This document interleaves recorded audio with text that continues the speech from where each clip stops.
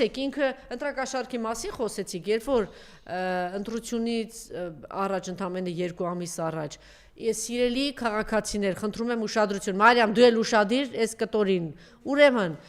իրենց ծրագրում առաջիկա 5 տարում ոչ մի դրամ նախատեսված չի թոշակների բարձրացման համար։ Ուրեմն ինչ է նշանակում ընտրությունից առաջ եթե 10,000 դրամով բարձրացրեցին թոշակները, սա ինչ է նշանակում, ընդ որում ոչ բոլորի, սա նշանակում է ընտրակաշառք։ Նշանակում է ընտրակաշառք կոնկրետ, նշանակում է ընտրակաշառք։ Հեծի աշխատակիցներին, հեծը խլել է, բառից բուն իմաստով Նիկոլը խլել է Սամվել Կարապետյանի ձեռքից, այն մարդու ձեռքից է խլել, ով 350 միլիոն դոլար ներդրում է արել հեծում։ Հիմա խլելուց հետո, որ պիտի ինչ-որ աշխատանքներ տարվի, մի շարք, ապագայի հետ կապված, որ հետո վթարային եւ այլն ներդրումներ լինել, այս ամեն ինչը չի անում, սա նշանակում է, որ ապագայում, երբ որ վռնդելու են իրեն եւ հեծը նորից իր ճիշտ իրոջ ձեռքում է հայտնվելու կամ պետության ձեռքում է հայտնվելու, դեռ մի շարք խնդիրներ են առաջանալու։ Պետությունը իրականում վատ կառավարիչ է, հայտնի բան է։ Հիմա որ խլել է, ես վստահ եմ, եթե մնա իշխանության, իր շներից ինչ որ մեկին է տալու ճակերտների մեջ։ Հիմա ինչ է անում հեծի բոլոր աշխատակիցներին 30,000 դրամ է տվել հիմա։ Սա ինչ է կոչվում։ Ընտրակաշառք է կոչվում, դրա մասին չէ խոսում։ Բայց հիմա ինչ էինք ասում, երեք էլ ասեցի, որ այս հարցը տան։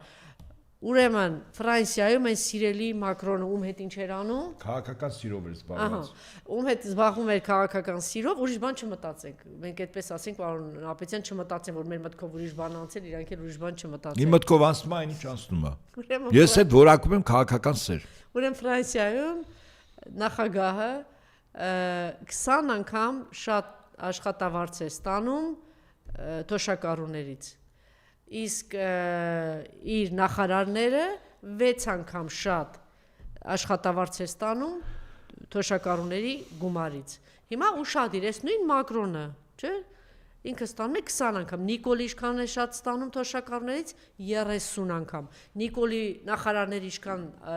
շատ աշխատավարձ են ստանում համեմատած թոշակի հետ 20 անգամ պլյուս պարգևաճառ։ Սա միշտ պիտի ասել, պարոն Ապետյան, որ սրանք ոնց ինչ սրիկաներ են եւ քանի, չգիտեմ, 100 անգամ, 150 անգամ արդեն իրենց պարգևավճարներով ինչքան գումար է ստանում եւ ինչ վերաբերմունք ունեն թոշակառուների նկատմամբ, որ ինչ որ գրոշներ են տվել էս 1 ամսով թոշակառուներին, մոլորեցնելով հետագա իրենց ծրագրում չկա հույս չունենակ, որ թոշակները բարձրանալու են։ Մինչդեռ գալիս են 2 հզոր մարդիկ Քոչարյան եւ Սամվել Կարապետյան, որ խոստանում են կրկնապատկել, եռապատկել այդ թոշակը։ Օդի մեջ չեն խոսում, անգամ Սամվել Կարապետյանը մի հատ ֆոնդ է ստեղծել, որ աղքատության մեջ հայտնված մարդկանց համար, որ այն որ ինչ են ասում, հիմա որ տալիս են այդ 17,000 դրամը, սոց փաթեթ։ Չէ, ինչ գումար է կոչվում, սոցիալապես անապահովներին ինչ որ գումար են տալ, չէ, 17,000։ Խոստացել է բոլորին տալ 150,000 դրամ։ Փարոս է կոչվում, չգիտեմ ինչ է կոչվում։ Դա հիմա ինքը տալու է ամեն մեկին 150,000 դրամ։ Հատուկ ֆոնդ է ստեղծելու, ոչ թե բյուջեից է տալու, չգիտեմ որտեղից։ Հատուկ ֆոնդ է ստեղծելու։ Իսկ թե քանի 100 անգամ է Ռոբերտ Քոչարյան իշխանության եղած ժամանակ բարձրացրել թոշակը, այդ կարծեմ շատ լավ գիտեք։ Խնդրեմ, պարոն Ապետյան, անցնենք երևի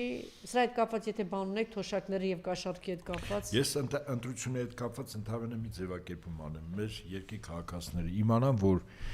հունիսի 7-ը մեր այստեղ ապրելու իրավունքին տեր կանգնելն է։ Եթե ոչ, մենք այստեղ չենք ապրելու։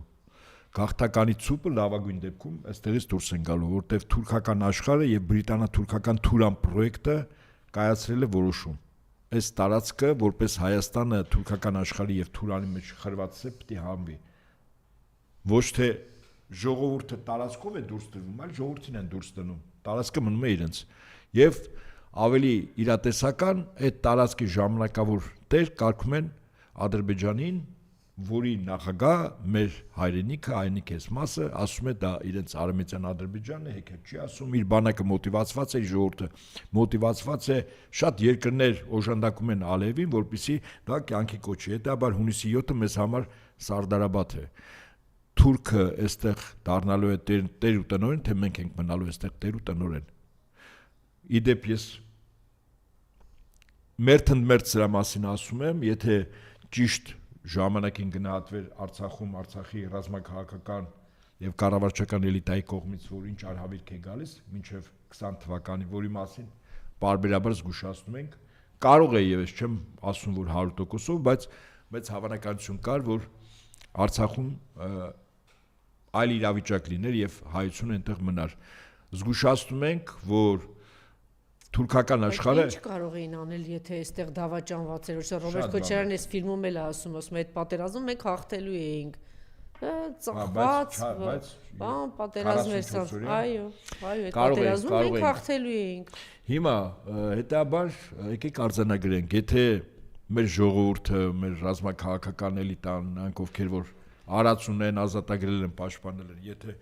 իրավիճակը համարժեք չգնահատեց, ցավոք սրտի մեզ վատ ճակատագիր է սպասում, գաղթականի, նվազագույնը։ Հետաբար տեր կանգնենք մեր հայրենիքին, մեր ներկային, մեր ապագային